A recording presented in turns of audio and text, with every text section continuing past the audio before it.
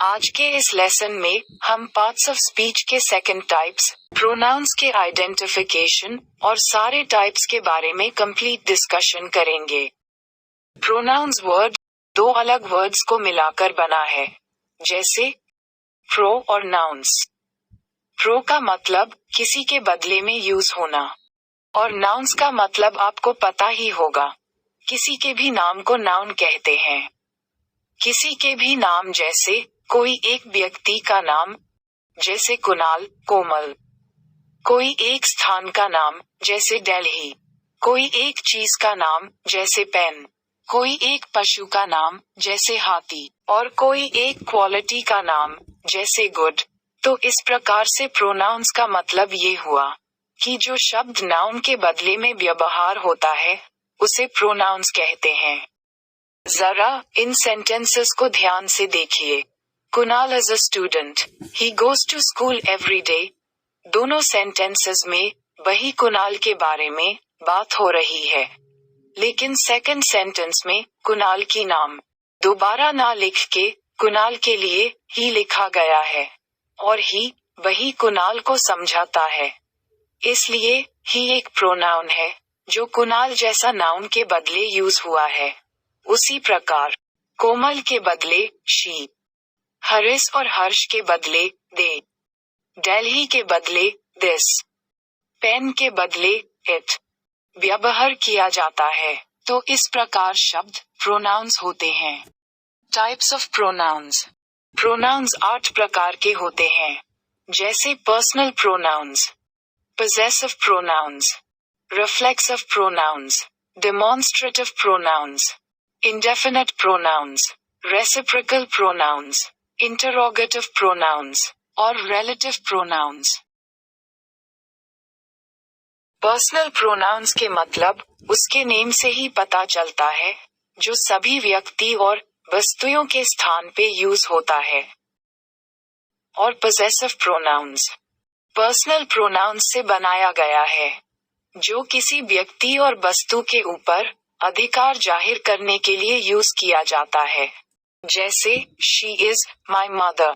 इस सेंटेंस में the word my she के ऊपर उसकी अधिकार जाहिर कर रहा है कि वो मेरी माँ है। चले पर्सनल प्रोनाउंस और पोजेसिव प्रोनाउंस को एक सरल तरीकों से याद रख लेते हैं। पहले पर्सनल प्रोनाउंस जो है I, we, you, he, she, it और दे को इस तरह कॉलम वाइज लिख लेते हैं। इन सब के पोजेसिव केस और ऑब्जेक्टिव केस को इस तरह बना लेते हैं, जैसे आई का पोजेसिव केस माई और ऑब्जेक्टिव केस मी, वी का आर और अस, यू का योर और योर्स, ही का हिज और हिम, शी का हर और हर्स, इट का इट्स, दे का देयर और देम। इस कॉलम में जितने भी वर्ड्स हैं, सारे पर्सनल प्रोनाउंस हैं, और इस तरफ जितने भी वर्ड्स हैं, सारे पोजेसिव प्रोनाउंस हैं। चले पर्सनल प्रोनाउंस के आइडेंटिफिकेशन जान लेते हैं। पहली बात, I, we, you, he, she, it और दे हर सेंटेंस में सब्जेक्ट के तरह यूज होते हैं। मतलब वाक्य में पहले आकर हमेशा कर्ता के स्थान पे व्यवहार होते हैं। दूसरी बात, आई सिंगुलर है, आई का प्लूरल फॉर्म वी है। यू खुद सिंगुलर और प्लूरल है। ही सिंगुलर, ही का plural they. She singular, she का प्लूरल भी दे। इट सिंगुलर और इट का प्लूरल भी दे होता है। तीसरी बात, आई और वी फर्स्ट पर्सन होते हैं। फर्स्ट पर्सन मतलब द स्पीकर जो आपको कुछ बोल रहे हैं।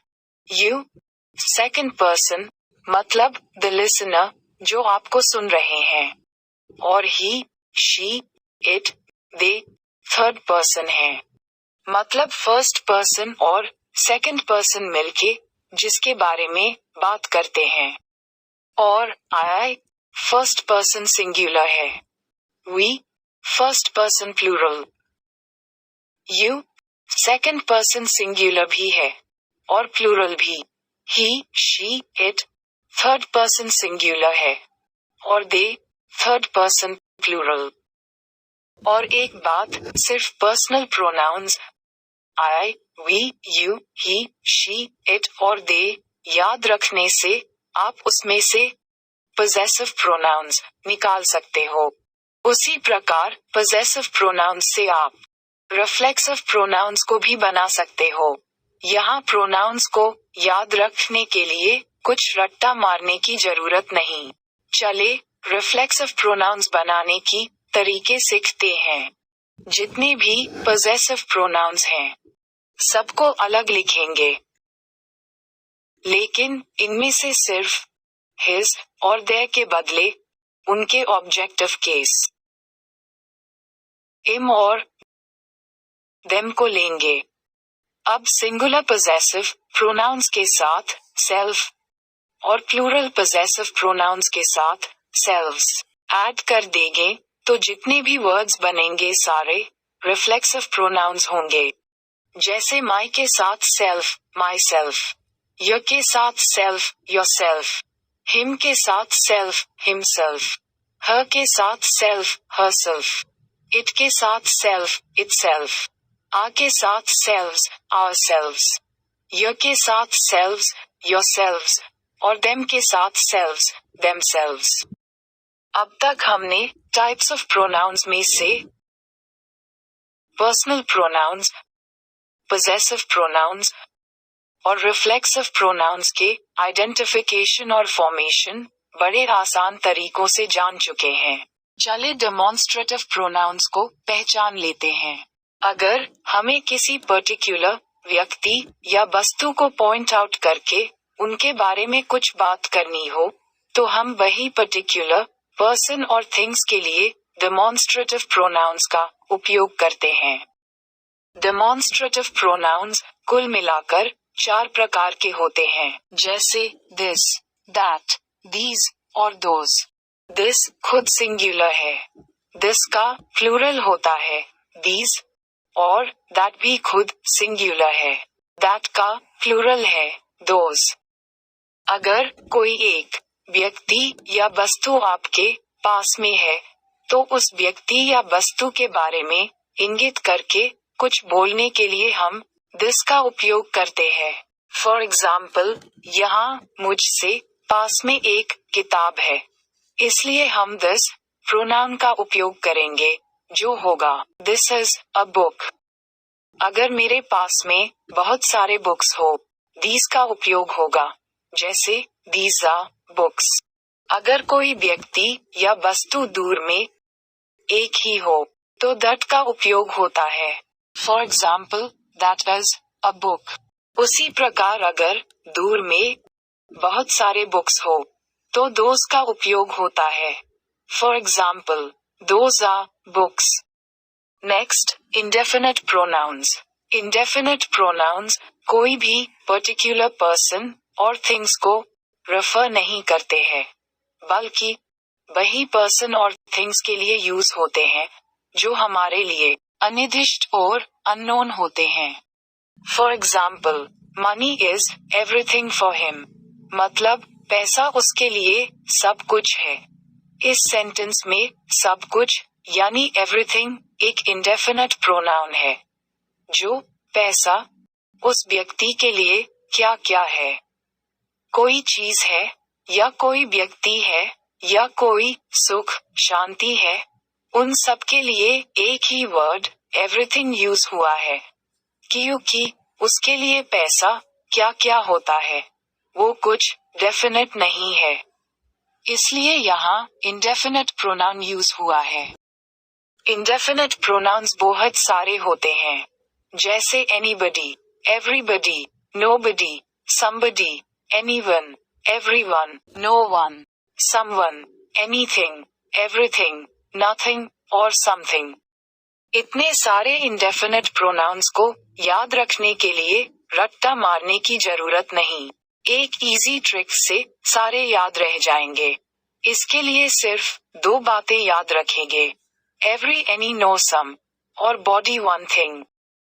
पहले एवरी, एनी, नो और सम को इस तरह 3-3 करके 4 बार लिख लेंगे। अब बॉडी वन थिंग सब में ऐड कर देंगे तो मिल जाएगा हमारा indefinite pronoun. Reciprocal pronoun. Reciprocal pronoun हम तब यूज करते हैं जब 2 से ज्यादा व्यक्ति एक ही काम कर रहे होंगे। For example, Ayush and Piyush helped each other. इस सेंटेंस में हेल्प करने की काम आयुष भी कर रहा है पीयूष को, और पीयूष भी हेल्प कर रहा है आयुष को। एक ही काम को दोनों कर रहे हैं एक दूसरे को। यही बात हमें ईच अदर से पता चलता है, इसलिए ईच अदर एक रेसिप्रोकल प्रोनाउन है। और एक एग्जाम्पल लेते हैं, they don't like one another. इस सेंटेंस में लाइक करने की काम कोई किसी से भी नहीं कर रहे हैं, और ये बात हमें वन अनदर से पता चलता है, इसलिए वन अनदर भी एक रेसिप्रोकल प्रोनाउन है। और खुशी की बात यह है कि रेसिप्रोकल प्रोनाउन सिर्फ 2 ही होते हैं, जैसे ईच अदर और वन अनदर। जब दोनों व्यक्ति एक ही काम कर रहे होते हैं तब ईच अदर उपयोग किया जाता है। For example, they write to each other regularly. लिखने की काम एक दूसरे के साथ हो रहा है। और जब 2 से भी ज्यादा व्यक्ति एक ही काम कर रहे होते हैं तब वन अनदर उपयोग किया जाता है। For example, we help one another in trouble. किसी की दिक्कत में हम सब सहाय होते हैं।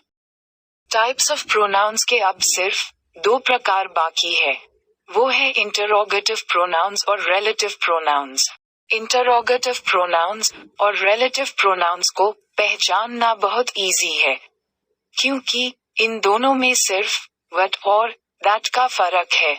मतलब दोनों टाइप्स के प्रोनाउंस सेम होते हैं, जैसे हु, whom, whose और which।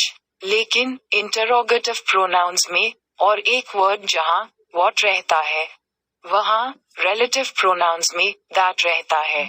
इंटरोगेटिव प्रोनाउंस यूज होते हैं क्वेश्चन आस्क करने के लिए, जैसे what is the time, who is there, whom shall I give it to, whose is the book, which is your pen।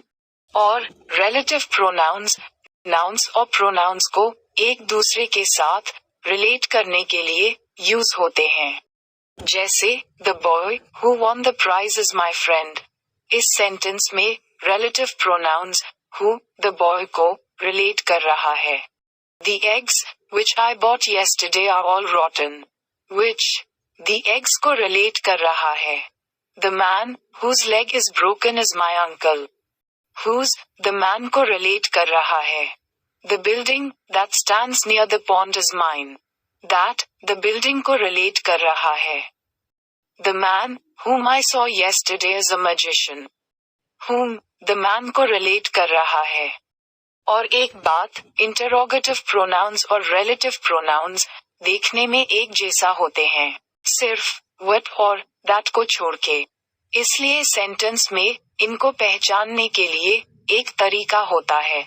अगर सेंटेंस में पहले सब्जेक्ट के प्लेस पर what, who, whose, whom और which लिखा है तो वे सारे इंटरोगेटिव प्रोनाउंस होंगे। अगर सेंटेंस में नाउन्स और प्रोनाउंस के बाद लिखे हैं तो वे सारे रिलेटिव प्रोनाउंस होंगे। इस तरह प्रोनाउंस की टाइप्स और आइडेंटिफिकेशन यहाँ खत्म होता है, लेकिन सभी टाइप्स ऑफ प्रोनाउंस के फंक्शंस और यूजेस इस वीडियो के सेकंड पार्ट में आएगा, कुछ नया तरीकों से। तब तक के लिए मुस्कुराते रहिए, मन और परिवेश को साफ रखिए। धन्यवाद।